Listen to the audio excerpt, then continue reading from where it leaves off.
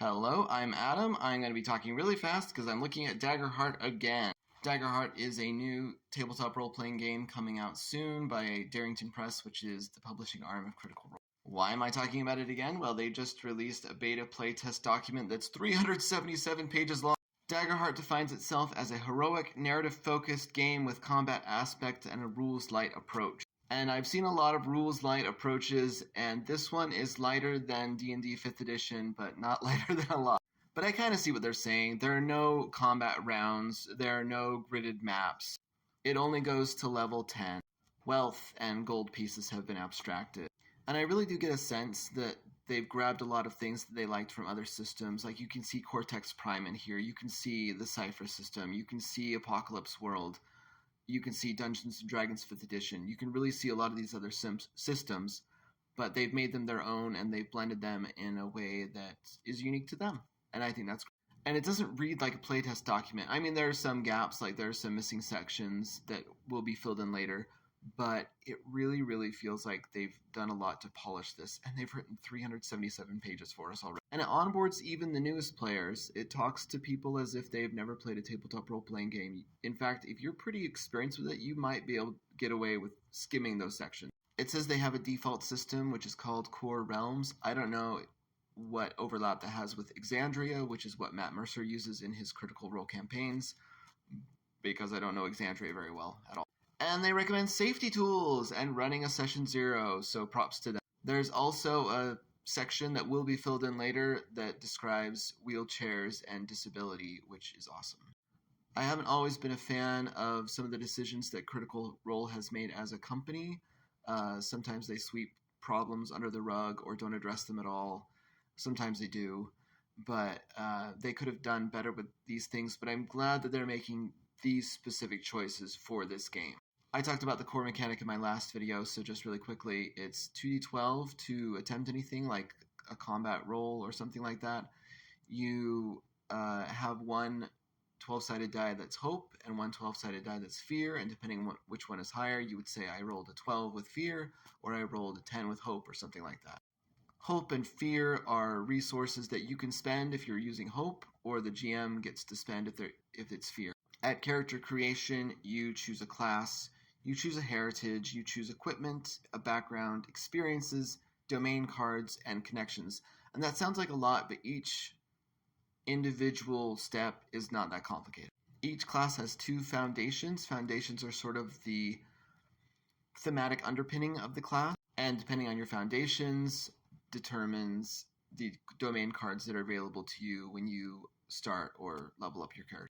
There are 6 character traits. It looks like dexterity has been split into finesse, which is fine motor movement, and agility, more your whole body movement.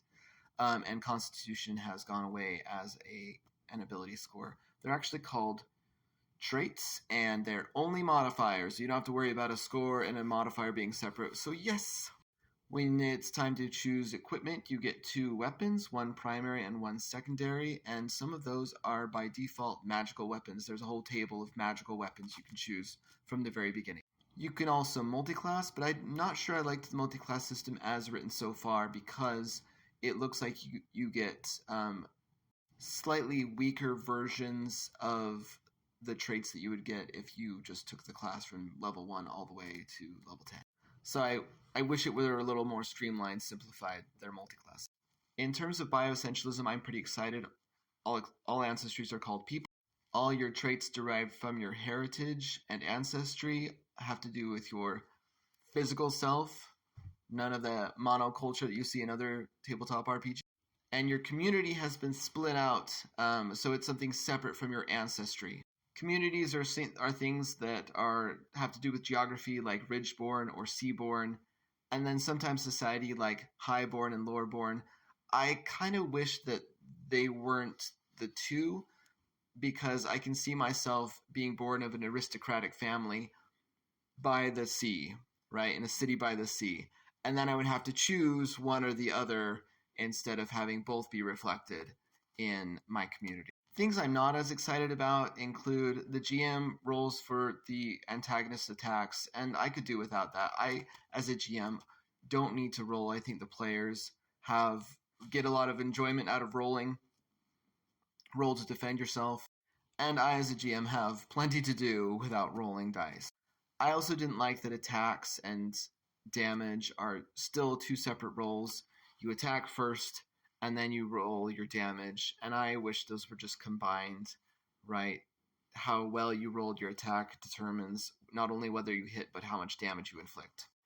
I really like about equipment that your equipment sort of levels up with you. It deals more damage. So a short sword might deal 1d6 damage when you're a young, inexperienced hero, but then 2d6 and 3d6, like the number of six-sided dice in this example, keeps going up as you increase your martial prowess. And I have fallen in love with the way they do hit points. So hit points are still a measurement of your stamina and all that, but it's divided up into HP thresholds. So if it falls below a certain threshold, then you don't take damage, you just take stress. If it's above a certain threshold, then you mark boxes. You don't meticulously record exactly how many hit points you have, 57 down to 43, down to 32 or whatever. It's just, I have this HP marked out, and then I have that one, and that, oh, now I'm dead, right? You only have to keep track of these 3 to 6 or 7 boxes. It looks like right now there are only 3 conditions, which are vulnerable, hidden, and restrained. And that's fine. Easier to remember, and if they folded in a lot of the things that you would normally get for conditions like in D&D 5th edition into those 3 categories, and that's fine with me. I also like the antagonist stat blocks. They're pretty simple to figure out, pretty simple to scan, and they do everything that you need to do. So they make a big deal about there not being combat rounds, but there is kind of an action tracker. I think that's what they call it. Yeah, an action tracker. And you don't roll initiative. You don't have rounds. It's whoever's turn who wants to go next. But if you do roll with fear, even if you hit, then the GM gets to have the antagonists go until they're sort of caught up in the action economy with the player characters, and then it reverts back to the players. I don't know what this means in terms of, I've had players before that don't mean to hog the spotlight, but they kind of do. They just get excited. And I've also had players that are sort of more reserved and are willing to defer to other people. And I feel like if this happened, even your tracking economy, the tracking the action, I feel like still some people might slip through the cracks, unless you have a really, really aware and conscientious group of players. So could Daggerheart be my next favorite TTRPG? I am so tempted to make it so, and I know that there are a couple of things that I wish they had done, which I've already mentioned, but barring those, I think everything I've seen so far has been really, really cool. And I'm excited about this game more than I've been excited about many other games since I started this video series. So I am still looking forward to seeing more, seeing how the game progresses. They're still in their beta playtest, so I know that things are going to change. And I'm looking forward to seeing more as it progresses. But until then, I'm going to keep looking at a few more games as they come to me, as I think of them, as they're recommended to me. If you do have recommendations, don't be afraid to call them out if I haven't reviewed them already, and I will be around.